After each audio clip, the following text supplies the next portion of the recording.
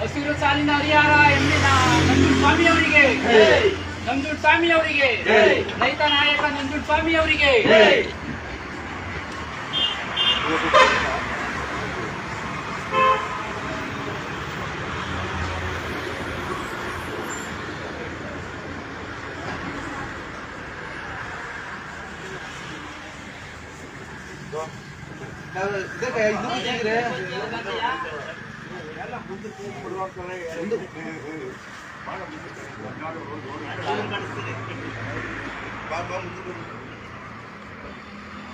ವಿಶ್ವ ರೈತ ನಾಯಕ ಎಂಡಿ ನಂಜುಂಡಸ್ವಾಮಿ ಅವರಿಗೆ, ರೈತ ನಾಯಕ ಎಂಡಿ ನಂಜುಂಡಸ್ವಾಮಿ ಅವರಿಗೆ, ಹಸಿರು ಸಾಲಿನ ಹರಿಹರ ನಂಜುಂಡಸ್ವಾಮಿ ಅವರಿಗೆ.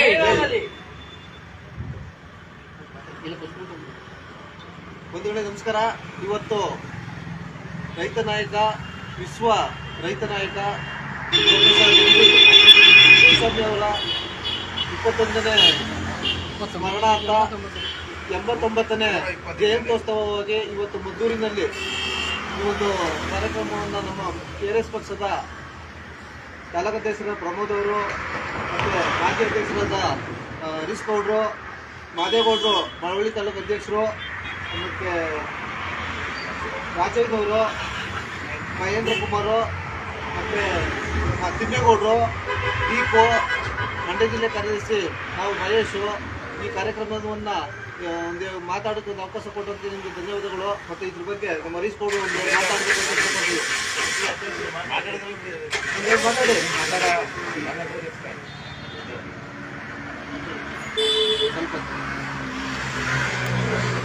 ಬಂಧುಗಳೇ, ಇವತ್ತು KRS ಪಕ್ಷದ ವತಿಯಿಂದ ಮದ್ದೂರು ತಾಲೂಕಿನಲ್ಲಿ ಪ್ರೊಫೆಸರ್ MD ನಂಜುಂಡಸ್ವಾಮಿ ಅವರ ಒಂದು ಸ್ಮರಣಾರ್ಥ ಅಂಗವಾಗಿ ನಾವು ಒಂದು ಆಚರಣೆಯನ್ನು ಮಾಡ್ತಾ ಇದ್ದೀವಿ.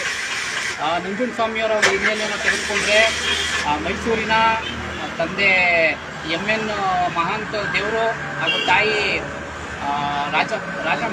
ರಾಜಮ್ಮವರ ಒಂದು ಪುತ್ರನಾಗಿ 5ನೇ ಮಗನಾಗಿ ಇವರು ಜನಿಸಿರ್ತಾರೆ. ಇವರ ಬಾಲ್ಯದಿಂದ ಒಂದು ವಿದ್ಯಾರ್ಥಿಯನ್ನು ತೆಗೆದುಕೊಂಡ್ರೆ ಮೈಸೂರಿನ ವಿಶ್ವವಿದ್ಯಾಲಯದಲ್ಲಿ ಜೀವ ವಿಜ್ಞಾನ ಒಂದು ಪದವಿಯನ್ನು ಪಡೆದುಕೊಂಡಿರ್ತಾರೆ. ಇವರಿಗೆ ಹುಟ್ಟಿನಿಂದಲೂ ಡಾಕ್ಟರ್ ಆಗಬೇಕು ಅನ್ನೋಂಥ ಒಂದು ಕನಸಿರುತ್ತೆ. ಆದರೆ ಇವರಿಗೆ ಸೀಟ್ ಸಿಗದ ಕಾರಣ ಇವರು ಅದರಲ್ಲಿ ವಿಫಲರಾಗ್ತಾರೆ. ಆ ನಂತರದಲ್ಲಿ ಇವರು ಕಾನೂನಿನ ಒಂದು ಪದವಿಯನ್ನು ಪಡೆದುಕೊಳ್ತಾರೆ. ಕಾನೂನು ಪದವಿಯನ್ನು ಪಡೆದುಕೊಂಡು ಅದನ್ನು ನೆದರ್ಲ್ಯಾಂಡ್ಗೆ, ಹೊರದೇಶಕ್ಕೆ ನೆದರ್ಲ್ಯಾಂಡ್ಗೆ ಹೋಗಿ ಉನ್ನತ ಶಿಕ್ಷಣವನ್ನು ಪಡೆದುಕೊಳ್ಬೇಕು ಅಂತ ಅದನ್ನು ಪರಿಪೂರ್ಣ ಮಾಡಬೇಕು ಅಂತೇಳಿ ಅಲ್ಲಿ ವ್ಯಾಸಂಗವನ್ನು ಪೂರ್ಣಗೊಳಿಸಿ ನಂತರ 1938ರಲ್ಲಿ 1946ರಲ್ಲಿ ಬೆಂಗಳೂರು ಮರಳಿ ಬರ್ತಾರೆ. ಅವರು ವಿದ್ಯಾರ್ಥಿ ತಕ್ಕನಾಗೆ ಬೆಂಗಳೂರಿನಲ್ಲಿ ಒಂದಷ್ಟು ಉದ್ಯೋಗವನ್ನು ಅವರು ನಡೆಸ್ತಾರೆ. ಆದರೆ ಇವರಲ್ಲಿ ಹುಟ್ಟಿನಿಂದಲೂ ಹಾಗೂ ಇವರ ಏನು ಆಜೀವನದ ಹಾದಿಯಲ್ಲಿ ರೈತರ ಪರ ನಿಲ್ಲುವಂಥದ್ದು, ಅನ್ಯಾಯದ ಬಗ್ಗೆ, ಅಕ್ರಮದ ಬಗ್ಗೆ, ವಿವಿಧ ಖಾಸಗಿ ಕಂಪ್ನಿಗಳ ಒಂದು ಜನಗಳಿಗೆ ಆಗ್ತಿರುವಂಥ ಅನ್ಯಾಯದ ಬಗ್ಗೆ ಪ್ರಶ್ನೆ ಮಾಡ್ತಾ ಇವರು ಬರ್ತಾ ಇದ್ದಂತೂ ಇವರು ಒಳಗಿನಿಂದಲೇ ಬಹುಶಃ ಇವರು ರಕ್ತದಿಂದಲೇ ಅಂತ ಹೇಳಿದ್ರು ನೀವು ತಪ್ಪಾಗಲಾರ್ದು. ಈ ರೀತಿ ಒಂದು ಗುಣವನ್ನು ಬೆಳೆಸ್ಕೊಂಡಿದ್ದಂಥ ಪ್ರೊಫೆಸರ್ MD ನಂಜುಂಡಸ್ವಾಮಿ ಅವರು 1946ರಲ್ಲಿ ಒಂದು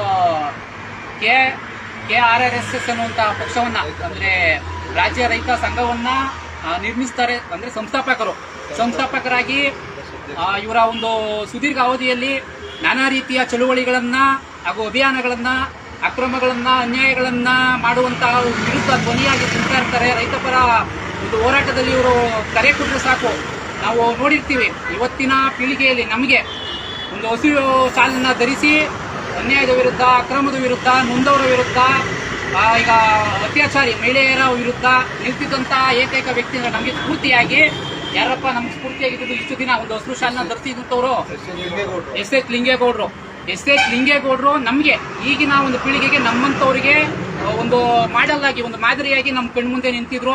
ಬಹುಶಃ ಅವರಿಗೆ ಒಂದು ಏನಂತಾರೆ ಸ್ಫೂರ್ತಿಯಾಗಿ MD ನಂಜುಂಡಸ್ವಾಮಿ ಅವರು ಇದ್ರು ಅಂತ ಹೇಳಿದ್ರೆ ಏನು ತಪ್ಪಾಗಲಾರ್ದು. ಯಾಕೆಂದ್ರೆ ನಾನು ಒಂದಷ್ಟು ಅವ್ರ ಬಗ್ಗೆ ಓದಿದೆ. ನಂಜುಂಡಸ್ವಾಮಿ ಅವರು ಹೋರಾಟದ ಒಂದು ಕರೆಯನ್ನ ಕೊಟ್ಟರೆ ರಾಜ್ಯದ ಮೂಲೆಯಿಂದ ಲಕ್ಷಾಂತರ ಜನಗಳು ಸೇರ್ತಿರುವಂಥದ್ದು.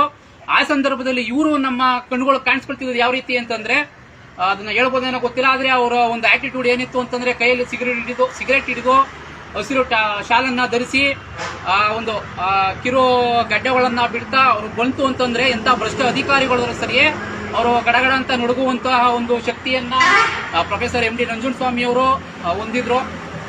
ಬಹುಶಃ ಆಗಿನ ನಮ್ಮ ಲಿಂಗೇಗೌಡರಿಗಾಗಿರ್ಬೋದು, ನಮ್ಮ ಪಕ್ಷದ ಹಳಬರು ಯಾರೇ ಇರ್ಬೋದು, ಇಂಥ ರೈತ ಸಂಘದ ಎಲ್ಲಾ ಅನೇಕ ಗಣ್ಯರಿಗೂ ಅವರೊಂದು ಮಾಡೆಲ್ ಆಗಿದ್ರು. ಇವತ್ತು ಅವರೊಂದು ಜನ್ಮದಿನವನ್ನ ನಾವು TRS ಪಕ್ಷದ ವತಿಯಿಂದ ಮದ್ದೂರು ತಾಲೂಕಲ್ಲಿ ಸರಳವಾಗಿ ನಾವು ಆಚರಣೆ ಮಾಡಿದ್ದೀವಿ.